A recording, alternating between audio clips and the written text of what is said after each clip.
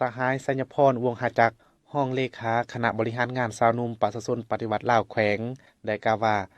โดยปฏิบัติตามขอตกลงของคณะบริหารงานสาวนุ่มประชาชนปฏิวัติลาวแขวงว่าด้วยอนุมัติปล่อยเงินกู้บ่มีดอกเบี้ยระยะ3ปี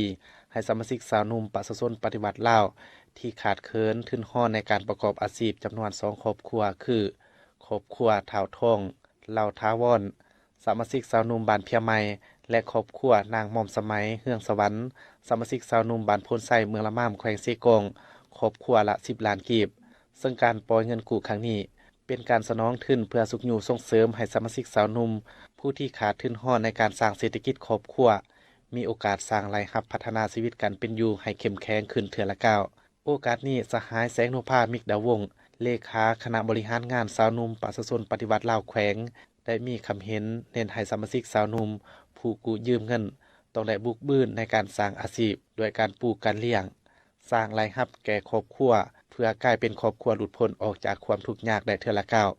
และแผนปี 2026 ทางแขวงได้วาง6คาดหมายหาเวียกจุดสุมและมาตรการแก้ไข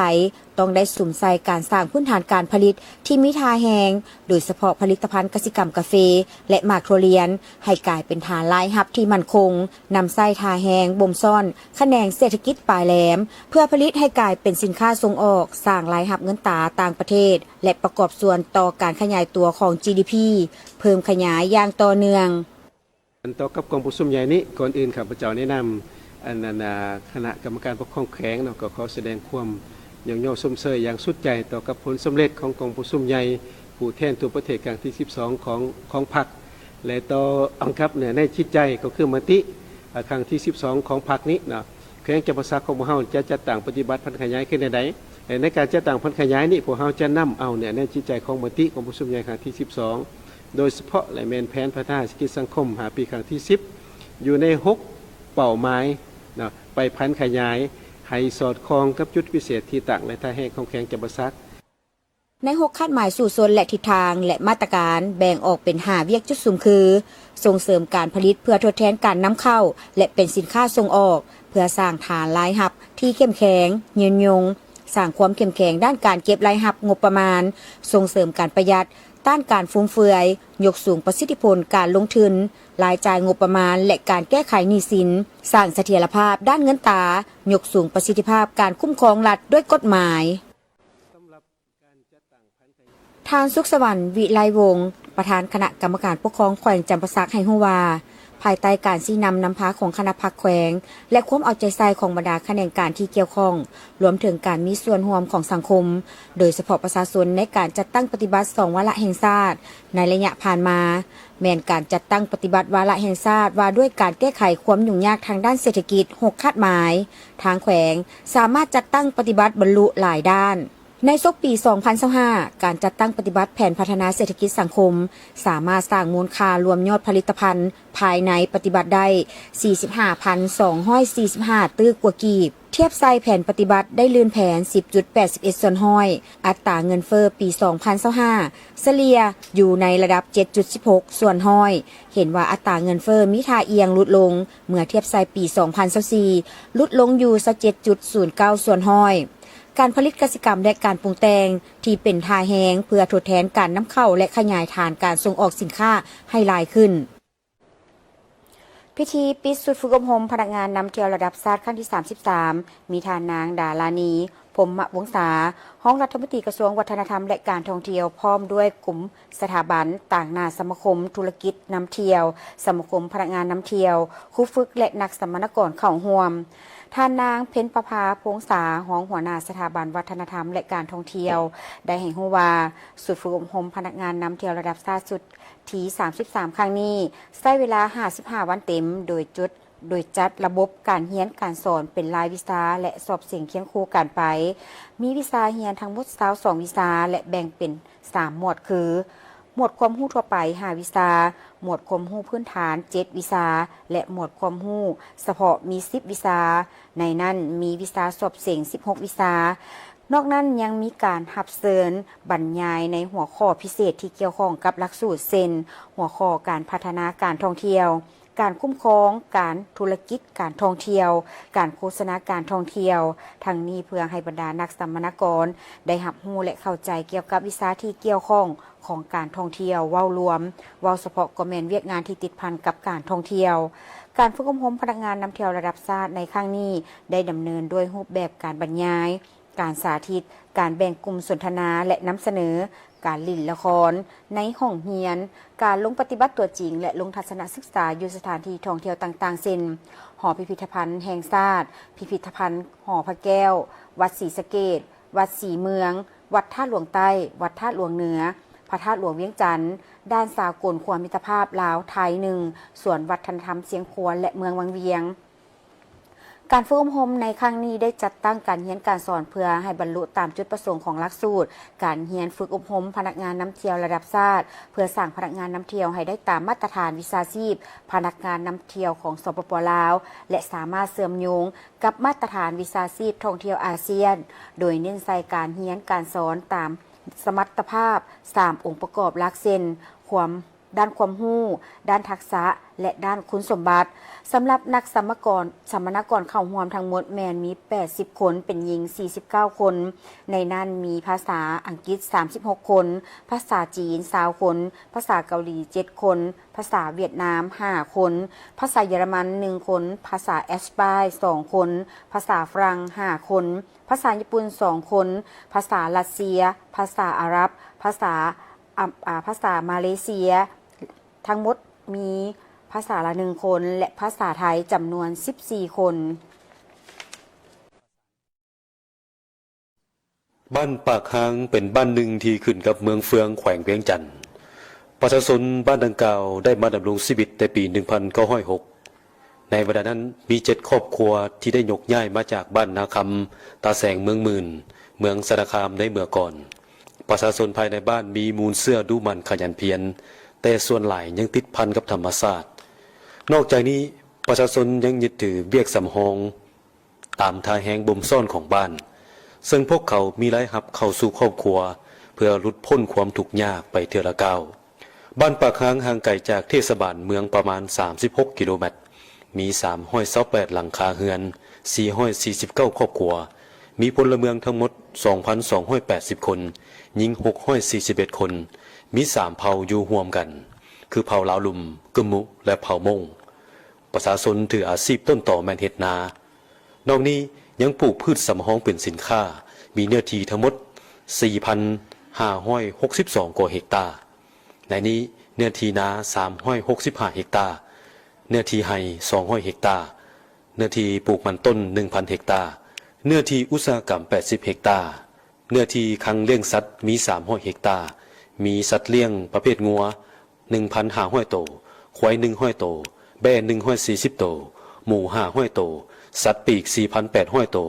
มีหนองป่า10หนองในนี้ปล่อยป่าแล้ว 60,000 ตัวและมีวังป่าสงวนของบ้าน1บ่อนบ้านปากหางมีระบบการจัดตั้งครบสุดมีหน่วยงานผักซีนำพาอย่างถูกต้องและสอดคล้องประชาชนมีความสามัคคีเป็นปึกแผ่นแน่นหนา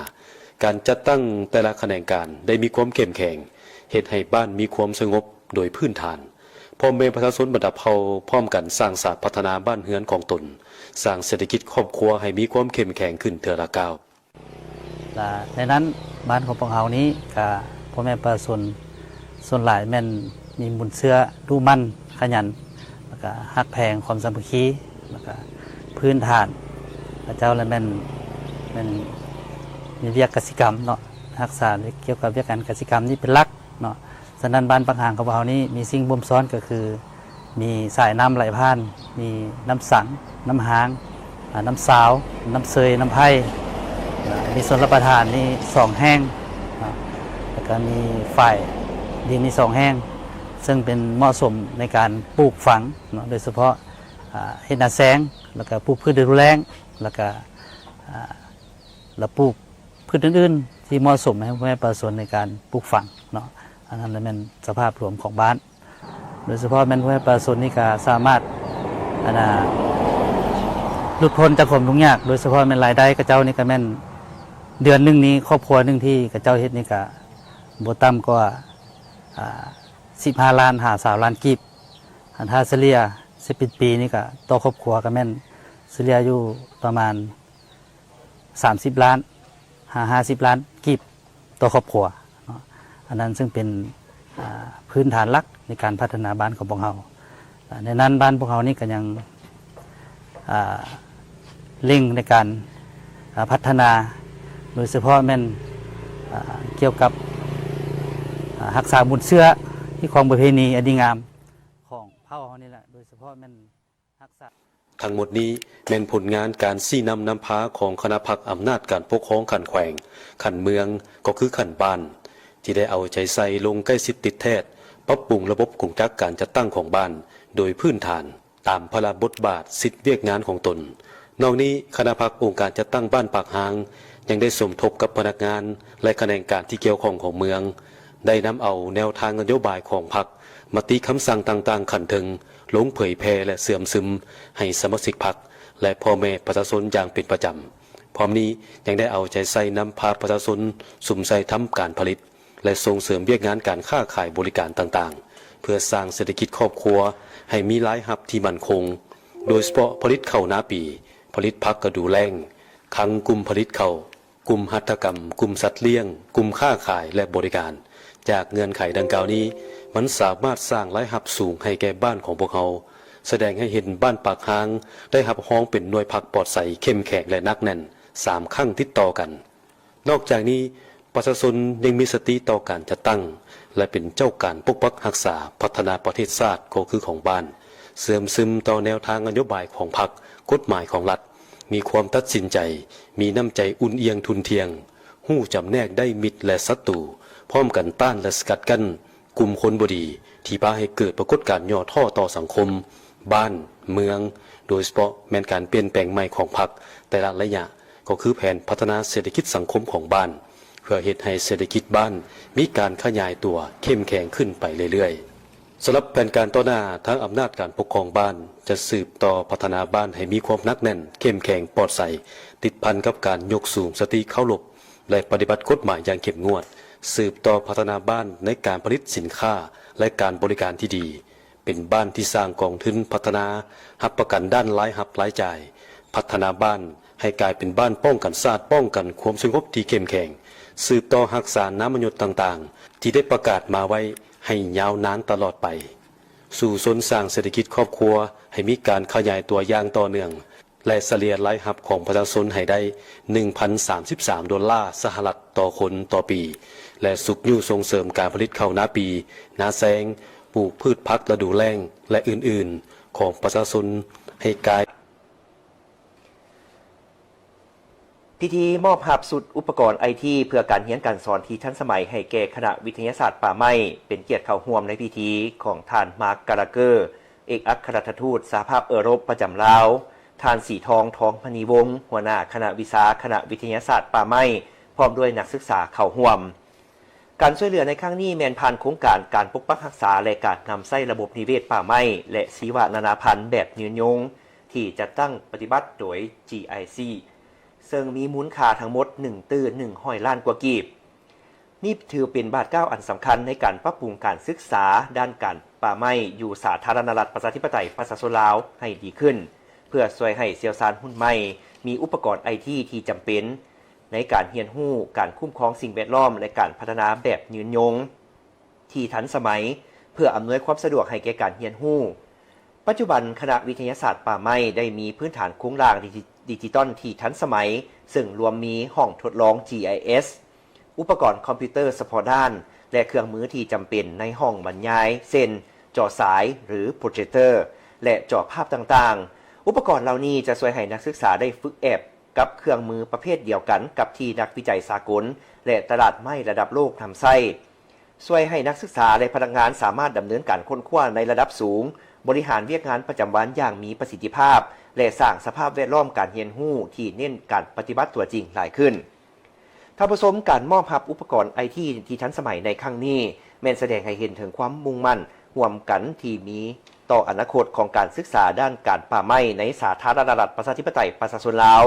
ด้วยการนำใช้เครื่องมือดิจิตอลเช่น GIS และการสำรวจระยะไกลทางคณะกำลังสร้างความเข้มแข็งให้แก่เชี่ยวชาญหุ้นใหม่เพื่อเป็นผู้นำพา ในการคุ้มครองป่าไม้แบบยืนยงและการสร้างสรรค์นวัตกรรมทางด้านสิ่งแวดล้อมในโอกาสดังกล่าวนี้ทานสีทองทองมณีวงศ์ได้กล่าวว่าการช่วยเหลือในครั้งนี้ได้เสริมสร้างขีดความสามารถในการเรียนการสอนและการค้นคว้าวิทยาศาสตร์ผ่านการหันเปลี่ยนพื้นฐานโครงหลักITของคณะวิทยาศาสตร์ป่าไม้ให้มีความทันสมัยโดยการร่วมมือในครั้งนี้มีเป้าหมายเพื่อสร้างนักศึกษาที่เรียนจบให้มีคุณภาพสูงเพื่อสนับสนุนเป้าหมายของรัฐบาลลาวในการสร้างแขนงการป่าไม้ที่ยืนยงและถูกต้องตามระเบียบกฎหมายจริงสหายพันเอกบุญมีมาลาวงศ์ให้สัมภาษณ์ต่อสื่อมวลชนภายหลังที่ได้เข้าร่วมกองประชุมใหญ่ผู้แทนทั่วประเทศครั้งที่ 12 ของพรรคประชาชนปฏิวัติลาวว่าเป็นเกียรติอย่างยิ่งและมีความภาคภูมิใจหลายที่ได้เป็นตัวแทนในทันแถวกำลังประกอบอาวุธเนื่องจากกองประชุมในครั้งนี้เป็นเหตุการณ์สำคัญทางด้านประวัติศาสตร์ที่สำคัญในชีวิตการเมืองของพรรคประชาชนปฏิวัติลาวก็คือทั่วพรรคและทั่วปวงชนลาวทางชาติโดยบรรดาเนื้อในจิตใจและมติกองประชุมใหญ่ครั้งนี้จะกลายเป็นจุดเปลี่ยนที่สำคัญในการกำหนดแนวทางนโยบายของพรรคในระยะยาวนับแต่นี้ฮอดปี 2055 และระยะ 5 ปีนับแต่นี้ฮอดปี 2030 ทั้งหมดนั้นจะเป็นทวนไฟเยืองทางอันใสแจ้งให้ทั่วพรรคและทั่วปวงชนลาวบรรดาเผ่าเพื่อปฏิบัติ2หน้าที่ยุทธศาสตร์คือปกปักรักษาและสร้างสรรค์พัฒนาประเทศชาติให้มีความเจริญทางมีและเข้มแข็งซึ่งกองประชุมได้มีหลายเนื้อในที่เกี่ยวพันถึงการพัฒนาธุรกิจเว้าเฉพาะทางเรือสากลลาวเวียดนามก็เป็นบริษัทที่อยู่ทันแถวหน้าฉะนั้นต่อกับบรรดาเนื้อในกองประชุมครั้งนี้ก็จะได้นำไปพันขยายอยู่ในเวียกงานตัวจริงให้มีประสิทธิผลสูงพร้อมมีผลกำไรเพื่อประกอบส่วนด้านงบประมาณให้แก่พรรครัฐบาลในอนาคตเพิ่มท่าแหงเข้าในภารกิจปกปักรักษาและสร้างสรรค์พัฒนาประเทศชาติข้าพเจ้ารู้สึกเป็นเกียรติอย่างยิ่งและภาคภูมิใจเป็นอย่างยิ่งที่ได้เป็นตัวแทนในทันเทลกำลังประกอบอาวุธที่ได้เข้าร่วมกองประชุมสถานอยู่ในกองประชุมถือว่าก็ได้มีหลายเนื้อในนั้นได้เกี่ยวพันถึงโครงเขตการดำเนินธุรกิจฉะนั้นรัฐวิสาหกิจลาวเอเชียโทรคมเว้ารวมเว้าเฉพาะบริษัทหุ้นส่วนทางเรือสากลลาวเวียดนามถือว่าเป็นบริษัทที่อยู่แถวหน้าฉะนั้นต่อกับบรรดาเนื้อในที่พรรครัฐและกองประชุมได้มีมติข้าพเจ้าจะนำไปพันขยายอยู่ในท่าเรือสากลลาวเวียดให้มีประสิทธิผลสูงสุดมีผลกำไรสูงจะเป็นการสร้างงบประมาณให้แก่พรรครัฐบาลของลาวในอนาคตเพื่อเป็นการประกอบส่วนเข้าในการปกปักรักษาและสร้างสรรค์พัฒนาประเทศชาติสหายพันเอกบุญมีมาลาวงศ์ยังกล่าวเติมว่าตลอดระยะผ่านมา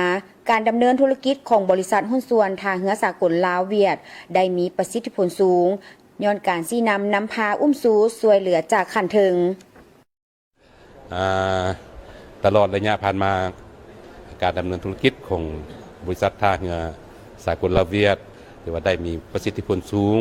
นั่นก็ย้อนการอุ้มสู้ช่วยเหลือจากพรรคจากรัฐจากผู้ร่วมค่าต่างๆฉะนั้น